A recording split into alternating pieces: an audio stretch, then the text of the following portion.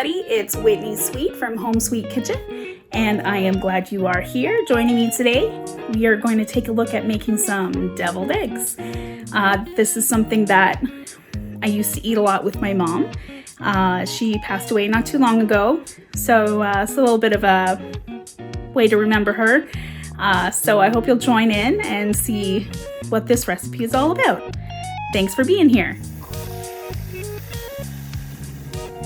Okay, here we go. So we've got our eggs in this pot. Just to point out, I've got 2 duck eggs. They're slightly larger than the rest of the eggs. These are extra large chicken eggs, but I had the duck eggs.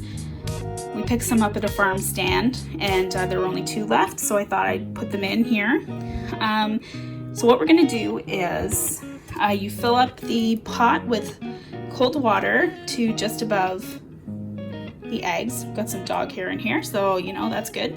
And I'm gonna put a little sprinkle of baking soda. Supposedly this makes it easier to peel later. I have found that it does make the shells a little more brittle, which does make them easier to come off. Basically, the best way to make sure the shells come off your hard-boiled eggs is to use eggs that are not super fresh. So you want eggs that are a few days old, which I know seems counterintuitive, but as long as they haven't gone bad, because that's definitely not what you want. But eggs are easier to peel when they get a few days old. That you'll notice there's like a large air bubble that gets bigger on one end of the egg. Usually they're like this round end rather than the more pointy end. And that will grow a little bit as the days go by, which helps it be easier to peel. So now what we're gonna do is I'm gonna turn this on to high and bring it up to a boil. Then I'm going to turn it down to a simmer and let it go for about 5 minutes. Then I'm going to turn it off and leave the lid on and leave that for about 15 minutes. You're probably saying to yourself, that seems really long. Yeah, it is kind of. And because these eggs are a little bit bigger than most recipes, that's why I'm doing that. Also, you can see here, I have a coil electric stove. So that means it will keep the water hot in the pot longer than if you have gas, because that's like on and off, right? Rather than the coil stays warm for a while, which is why I shut it off and leave it just as it is without any more heat being added, and just let it kind of coast. So I'm going to start that, and I'll be back when we are ready to cool down the eggs. You can see they are still in the hot water, so they're done cooking now. I'm going to scoop them out and put them into some ice water to cool them off.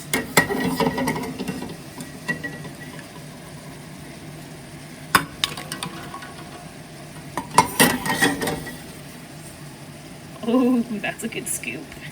Can't believe I got them all on there.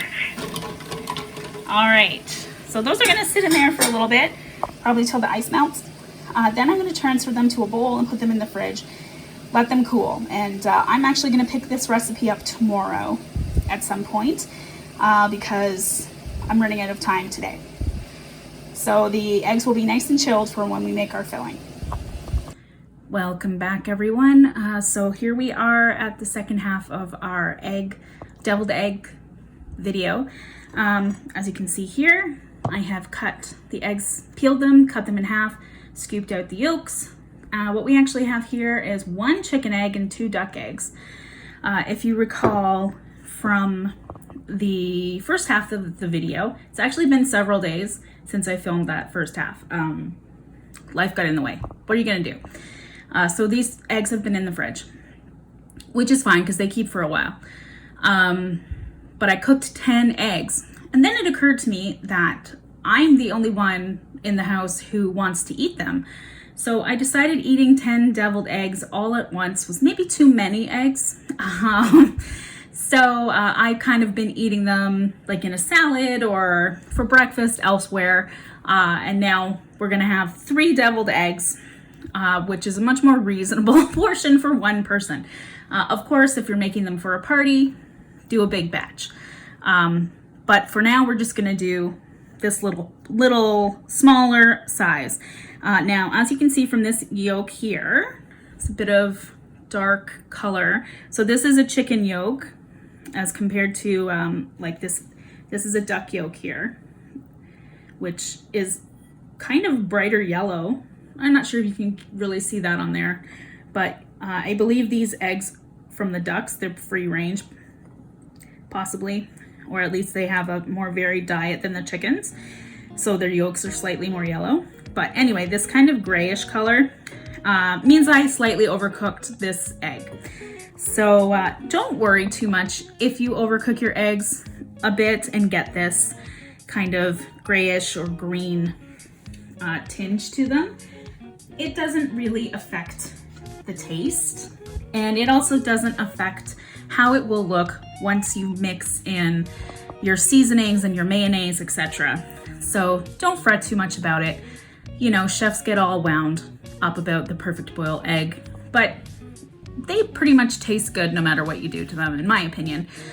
So if it goes over by a minute or two and gets this little dark edge, don't start all over or anything like that. We can still continue on. So I'm gonna proceed with mixing the yolks to make this deviled.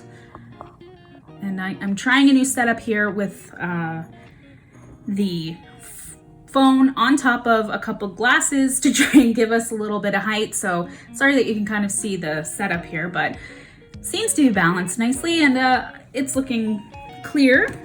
So I hope it works for you. So I'm going to put in 2 tablespoons of my favorite mayo. You can use any brand you like. This one happens to be, this is Hellmann's Half the Fat. I like Hellmann's mayo. It's kind of a family mayo that we all like it. And I'm not going to add salt into this recipe because I find that the mayonnaise is plenty salty enough. But depending on the kind that you use, you might want to add some salt when you taste it later. Now I'm going to add lots and lots and lots of black pepper. And as a little bit of something different, we're going to add some of this basil paste. This basil paste is a couple bucks at Walmart where I live.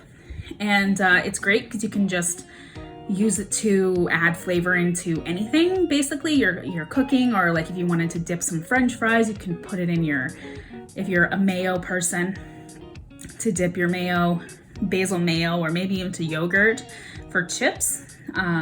Very tasty. So I'm gonna use this. I'm just gonna put in a good squirt. If you don't have this, you don't need to use it. You can just go for the mayo and the pepper. Or if you have dried basil, you can add some in. And if you have fresh basil, you can chop some up and add some of that in too. It'll all work.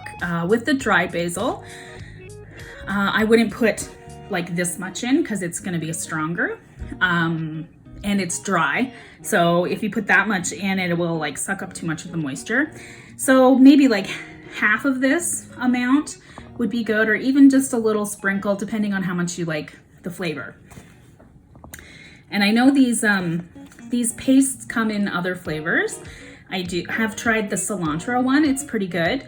And I do always check the ingredients because sometimes they're not gluten-free.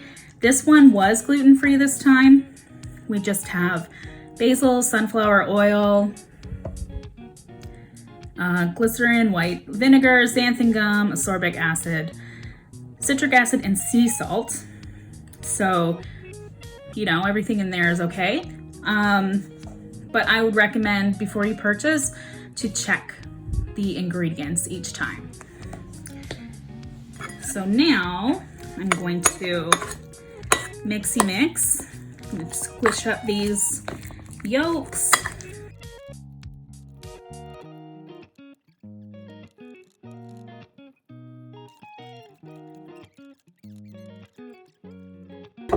If you're into having those, or just to do like maybe green eggs and ham idea for your kids one day. So there we go, that's pretty good. A little bit of lumps, but that's okay, it's mostly smooth. I'm just gonna give a little taste off the whisk here, make sure it all tastes good. We don't need any more pepper. I think I will do more pepper actually.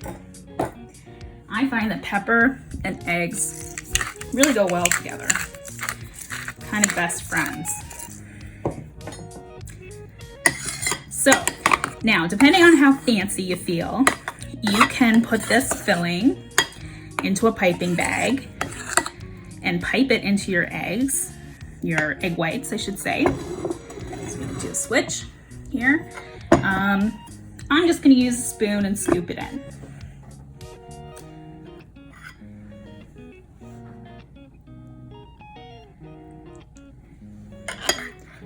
This is just for me. This is gonna be my lunch. Whoop. And today, I'm not feeling super fancy. Hopefully I don't knock the camera over again. Oh my goodness.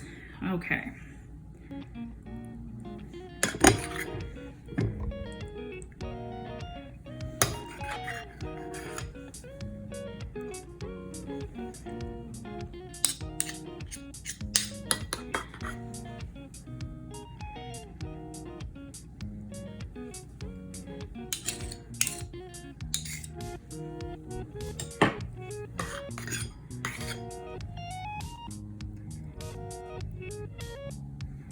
So after one round of filling those, this is how much filling is left. So it's quite a bit.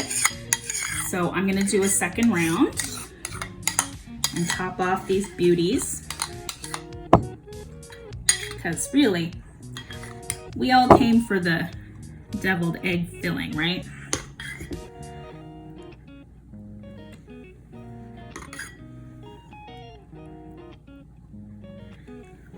One of my best friends, whenever we have get-togethers for holidays, she always makes me deviled eggs, which is so nice of her. So it feels so special to know it's like her family recipe and she makes it just for me because she knows how much I like them. Okay, we're down to the bottom of the bowl here, scraping it up. My grandma was hard of hearing, and when we would have ice cream, she would scrape and scrape and scrape and scrape the bowl, trying to get the last of the good stuff, not realizing that she was making a lot of noise. It was very cute. Okay, so now we have our finished eggs. Ooh, yummy. Got a bit of a shadow here. Okay, so you can leave them like this. You can do a little more pepper on top if you want. I personally really like to do smoked paprika and some dill on top.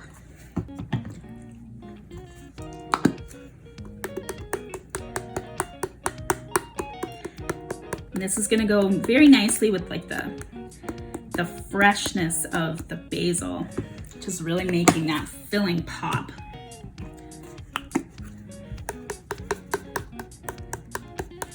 And of course, this kind of decor would make them perfect for Christmas. Just to finish off the plate, I'm gonna grab myself a pickle. And as you will probably come to find out, I love dill pickles. So they're going to be featured in some of my recipes.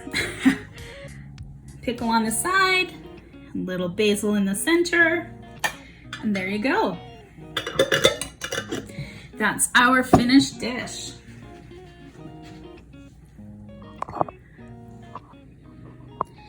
Simple, crowd-pleasing, deviled eggs.